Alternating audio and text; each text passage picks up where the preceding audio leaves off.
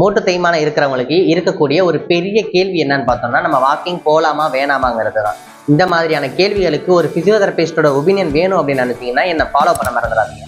தேய்மானம் அப்படிங்கிறது நம்ம தொடை எலும்புக்கும் கால் எலும்புக்கும் நடுவில் இருக்கக்கூடிய ஜவ்வுல தேய்மானம் ஏற்பட்டு 2 எலும்புக்கு நடுவில் இருக்கக்கூடிய அந்த ஸ்பேஸ் கம்மியாகிறத தான் மூட்டு தேய்மானம் அப்படின்னு சொல்லுவோம். இதுக்கு காரணங்கள் நிறைய இருக்கு. ஏஜ் ஃபேக்டரா இருக்கலாம், ஹார்மோன், பாடி வெயிட், இந்த மாதிரி எக்ஸெட்ரா நிறைய ரீசன் இருக்கு.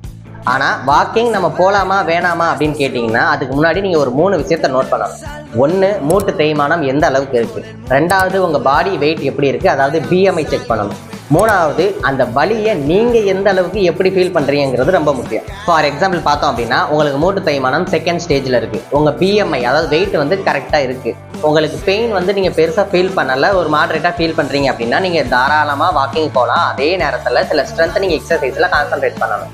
அப்படியே இன்னொரு பக்கம் பார்த்தோம் அப்படின்னா, உங்களுக்கு மூட்டு தேய்மானம் 4வது ஸ்டேஜில் இருக்குது. பிஎம்ஐ ரொம்ப அதிகமாக இருக்குது, ரொம்ப வெயிட்டாக இருக்கீங்க. இப்போ நீங்கள் வாக்கிங் போகலாமா அப்படின்னு கேட்டிங்கன்னா கூடாது. ஃபஸ்ட்டு உங்கள் பெயின் மேனேஜ்மெண்ட் பண்ணிவிட்டு ஸ்லோவாக ஸ்ட்ரென்தன் பண்ணிவிட்டு ஸ்லோவாக தான் நீங்கள் வாக்கிங் ஸ்டார்ட் பண்ணணும். பெயின் இருக்கும் போதே ஸ்டார்ட் பண்ணக்கூடாது.